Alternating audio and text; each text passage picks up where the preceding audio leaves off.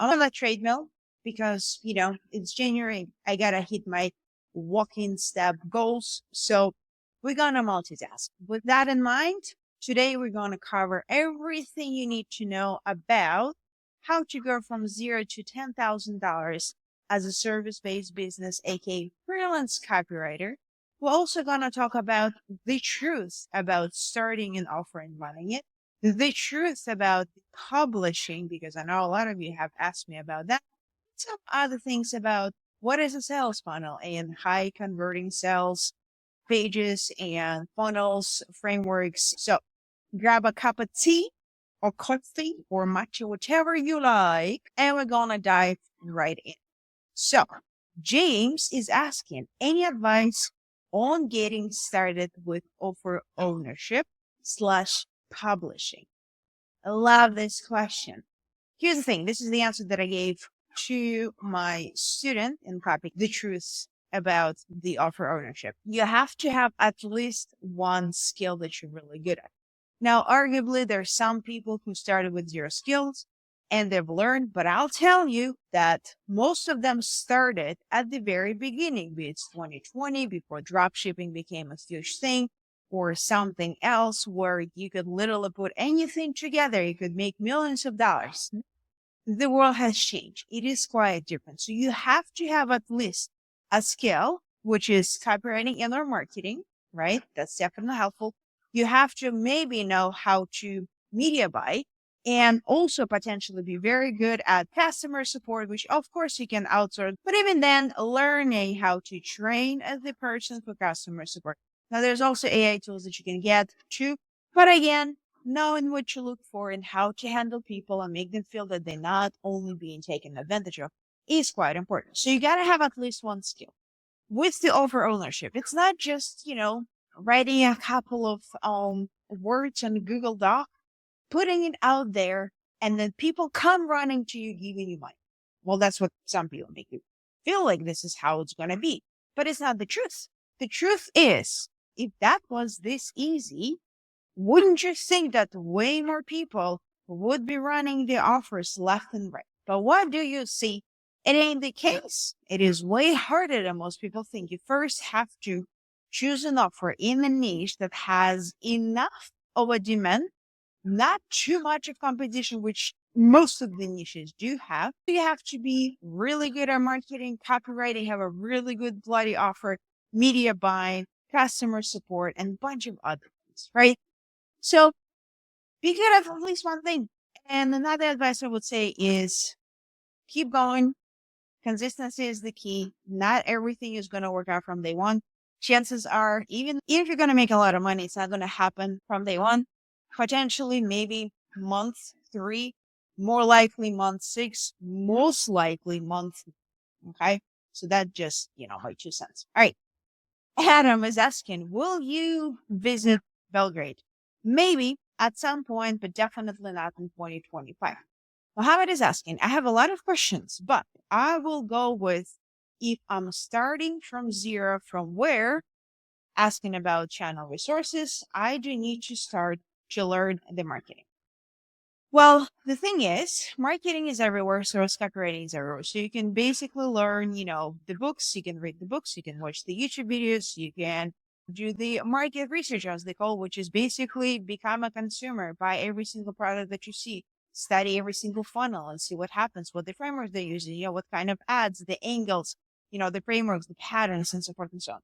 Or you can also start with a few videos that I have created on this channel. Now, this channel is fairly new. I am planning to add more stuff, more videos for you guys. So be sure to subscribe to not miss that. That being said, there is a playlist that I've created for you guys. It's called How to Become Marketer in 20. Watch the videos in that playlist, and it will give you a lot of ideas where to start, what to do, and how to go from 0 to 10K as a freelance copywriter. Next, we've got Lokesh. I'm sorry if I am mispronouncing your names. How to be a pro in copywriting, marketing, offer creation. What advice would you give to beginner intermediate people? Well, if you look at any pro athletes, what do you see? You see them starting from a very young age, practicing day in and day out, every single day, every single week, month, and many, many, many, many years afterwards. Kobe Bryant, one of my favorite basketball players. When I was reading his books, what I've learned is that this dude was, yes, he was absolutely bloody talented, no question about that.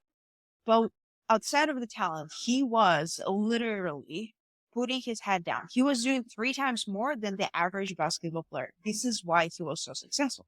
So my advice to any copywriter, beginner, intermediate, whatever, practice every single day. Read copy, read about copy, watch YouTube videos. I mean, there's so much information. But if you're not practicing, like, you're shooting yourself in the foot. The reason I was able to go from 0 to 6 figures in less than 12 months was because I was literally breathing copy. I was behind my computer 12, 14, 16 hours a day.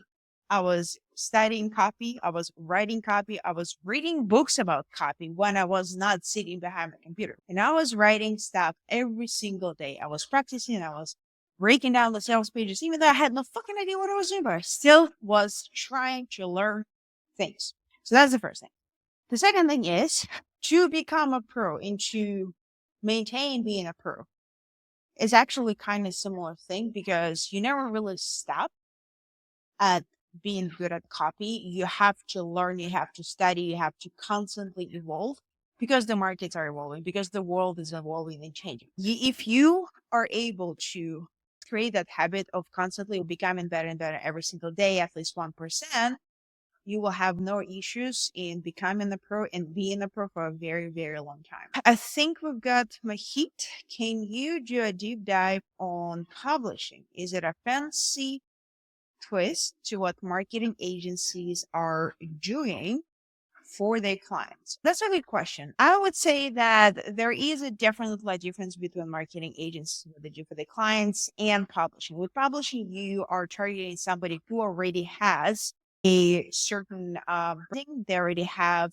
the audience, and it's slightly different than if you were to go and offer your marketing services to like a business that potentially has, like roofing, company, whatever, right? So that's the first thing. With the marketing agency, 99% of the time, marketing agencies operate on, they take a retainer, always. There is always a retainer involved, or some sort of fee. And then there's also rev share. That rev share usually ranges between 3 to 10% maximum. Sometimes I've seen up to like 15, but then the retainer is much lower. With the publishing, you can structure the deals various ways, some of which are 50-50, 30-70, 70 being you taking more than the person that you're publishing, but that will depend on what exactly the publishing client would bring to the table, right? Another part of it is with the marketing agency, you have somebody who does a lot of selling and a bunch of people execute. With the publishing, if you're going to do it yourself, you're doing everything, okay?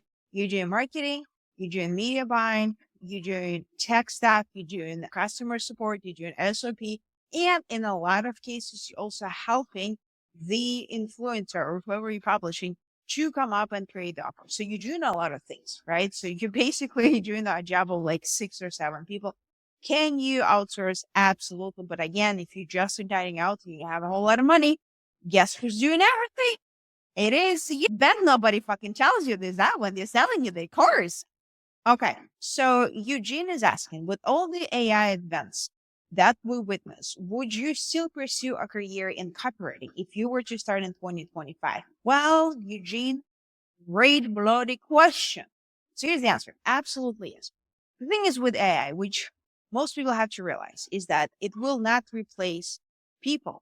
What it will do, it will replace people who do not know how to use AI to get the outcome fast.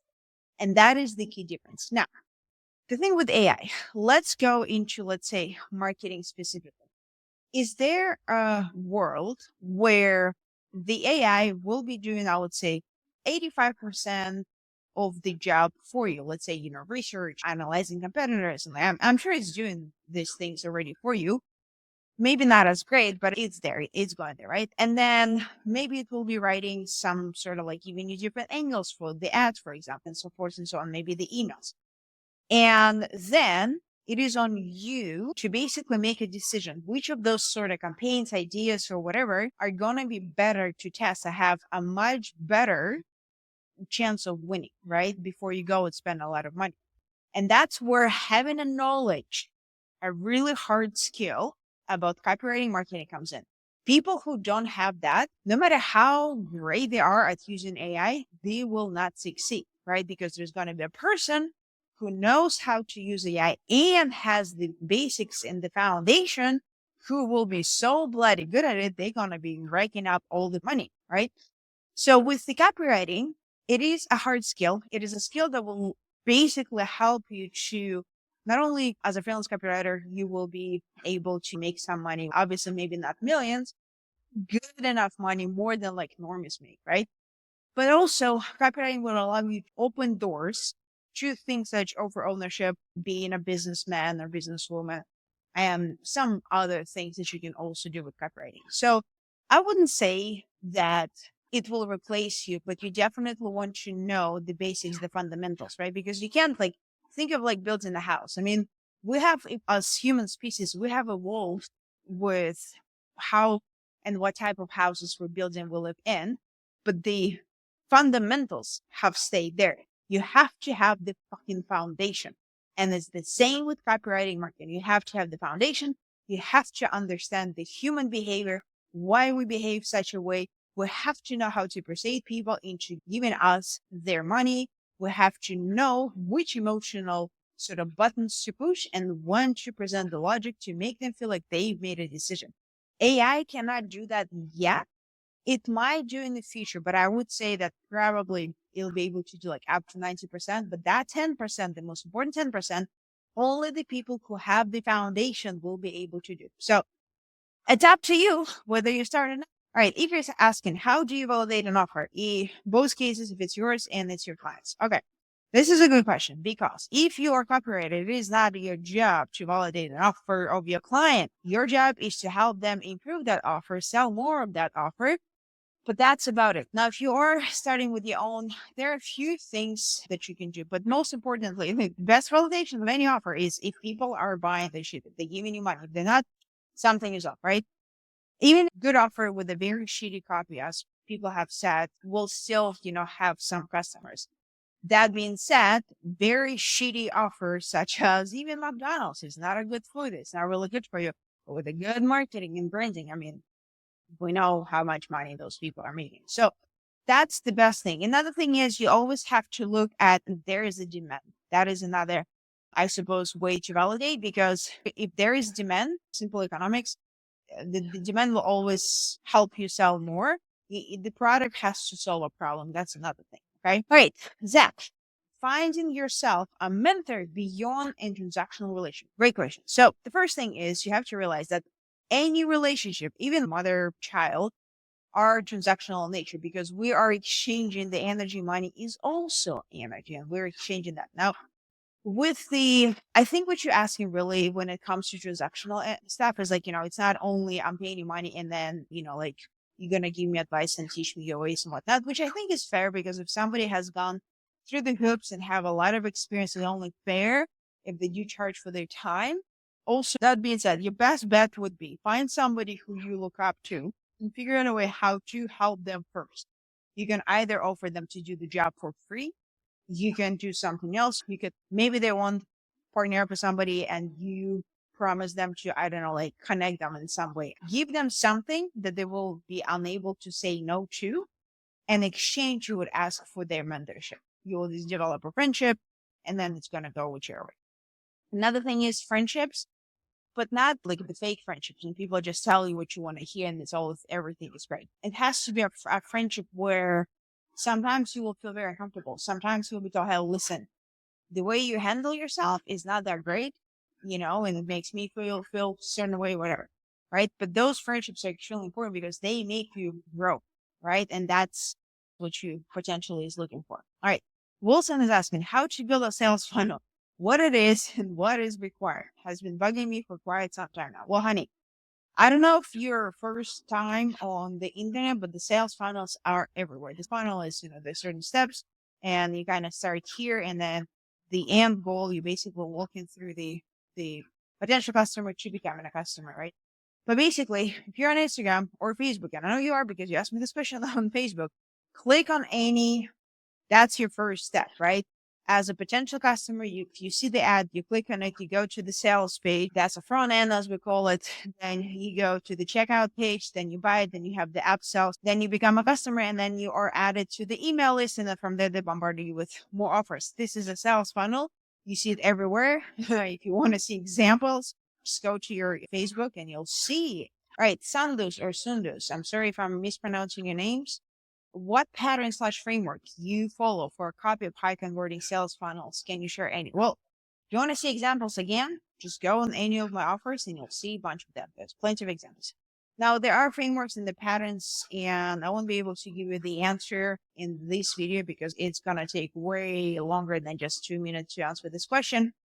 But there are frameworks, the app patterns. If you want to learn them, again, your best bet is to become a consumer, learn through buying stuff online. If you want to become a really good marketing copywriter, you have to become a consumer as well. But you have to become a distant consumer, as I call it.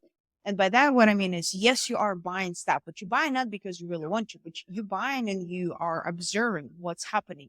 What exactly got you? What emotional pain points they pushed, right? What kind of logical justification you gave yourself to buy that, right? So that's one way of buying. This is where you basically observe your pattern and can help you to deduce some of the potential buying decisions or emotional buttons that you can push on for your potential customers. But the distant consumer is when you see an offer and you look at it from a standpoint of like, right, there is a lot of reactions there. It seems like it's making a lot of money. Let me study it. And so what you do, you buy the product to go through the funnel and you study the funnel. I used to do that in 2022. I spent an entire year doing that about a lot of bloody products, but it gave me a lot of data to learn and to study. And you can do the same. It's there. It's available. Nobody wants to do it, but trust me, if you do that, you'll be steps ahead of everybody else. Now we have Nyla. I'm sorry again. How to upgrade your skill. Any strategy to grow the Facebook page to sell your ebook on Bridesmaid. Not really sure what exactly ebook on Bridesmaid mean, but in terms of how to upgrade your skill is you practice every single day. That's it. It's very simple. You can also shortcut it by investing in some sort of mentorship or coaching to help you kind of give you a shortcut, but mostly because people usually would help you see your blind sides, and that's quite important. But usually just upgrade, take action every single day. You'll be good to go. Hurrah. I'm so sorry. How to scale service business from 0 to 10K a month in a year? What should be the strategy and practical framework and timeline to achieve this goal? So I'm going to address the first thing, the timeline. Okay. I do like that you asked in a year. You didn't ask if I can do it yesterday. And this is a good thing. I'll tell you why it's a good thing. You know what's the difference between absolutely losers and people who are successful? People who are successful, they don't think in very short timelines, right? Only losers, the normies, will think like, oh, like I want to become a millionaire and it's going to happen tomorrow. Because with that mindset, what happens is you try once, you try two, you try 3 times for 30 days, nothing is happening, you fucking quit. And only successful people know and realize that to reach your success, whether it's to get 10K, 100K, a million, it takes time, consistency. It's the reps, day in and day out. Anything worth having requires time and effort. We all know stories about the lottery winners when they win shit ton of money and they lose it all in a matter of days. Why? Because they didn't fucking work for it. They don't value that. In terms of how to scale service business, well, copywriting is a service business, and I created an entire course on this YouTube channel. It's like a 15-minute video. Go watch it, and I'll tell you everything you need to know how to go from 0 to 10K in a year. Watch that video. I might link it somewhere up there. Phil, Edward, best specific niches, not just ecom, but which specific ecom categories, for example, for email marketing that has a lot of demand right now? Well, Phil, the thing is about selling online, anything really, is that there are Some specific niches that has always been in demand. Those will be health. So anything, supplements, fitness, all of that stuff. There's wealth. So it's biz up, it's finances, it's the crypto, all of the stuff. And then there's love, which is dating, men, women, otherwise, how to save the marriage, all of the stuff. So those niches has been, are, and always will be in demand. So if you are in there, you will always be making money. Now, in terms of the e-commerce, what is trending right now, the best way for you to figure out, go to TikTok and see what's trending, and you will have an idea. Deepankar asks two questions. What are the starting steps to offer ownership in publishing? And do you have any favorite copy framework? I do have a favorite copy framework, but I'm not going to share it here. I will record a video. So subscribe to not miss it, because it takes way more than just, a couple of minutes to answer the question. Now, what are the starting steps to offer ownership in publishing? So with the offer, you have to realize, okay, what kind of niche I want to go to, what kind of offer I can create that has a demand and solves a problem for the people, right? There has to be some sort of trend. I'm not talking about like crazy stuff, but it has to have some sort of social anchor. People need to know and hear somewhat about it, right? So that's one thing. And then you create, and then you put it on Facebook, and then you see if people are giving you money. And if not, you go back to square one and you try to do it again. Now, publishing is different because you have to find somebody who already has an existing audience. Then you partner up with them. And from there, you either promote their existing offer, or you potentially create an offer that is in the niche that your influencer is in. That's how you start. All right. Stanley is asking, at what point would you say your copy is good without asking for feedback? At the point where your copy performs and gives your clients the result that they're looking for. Okay. Here's a bit of a story. When I was working with an 8-figure health brand, I'm not going to tell which one it is. Some of you might know. I had one of the CEOs who was responsible for marketing and copywriters. I was learning directly from here. One of the things that I found extremely interesting was that person has written copy that has generated hundreds of millions of dollars. He still has a copy coach who has been in this game since, I don't know, Ogilvy and all that stuff, right? And he still asks feedback of that coach every single time he writes a sales pitch. So to give an answer, at some point, you will have, your copy will be delivering results. That being said, if you continuously want to improve, which it is important, you have to evolve, it would be a good idea to still have somebody to help you out with the copy. Now, last questions is from Brand. What is your go-to email framework for product launch? Again, this is one of those questions that requires much more in-depth video, which I will record. So subscribe, but to give you a bit of a satisfactory answer, if you will, there's always a teasing going on before any launch. Look at the movie industry. There's always a movie trailer, and there's a reason for that. They want to get people hyped up. So you always want to include the teaser. Then you have something that is called basically showing them that there is some sort of change that created opportunity for, making money, being healthy, blah, blah, blah, that sort of stuff. Right. Then you want to show that there is a problem to reaching the success through that opportunity.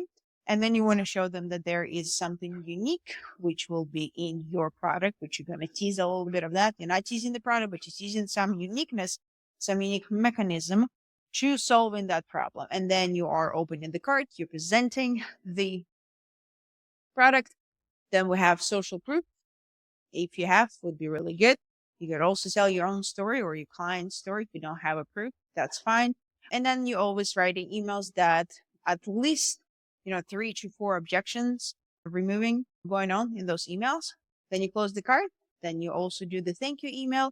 And then also you do a card reopen if you want to, 24 to 48 hours. And that's it. I also have a course on that, how to write a launch in like one day, but I actually don't advertise it anywhere. So if you want to, just let me know and I'll send you the link. That being said, that's all for the answers. Thank you so much for tuning in. Let me know in the comments below. And until I see you next time. Okay, bye. Mwah.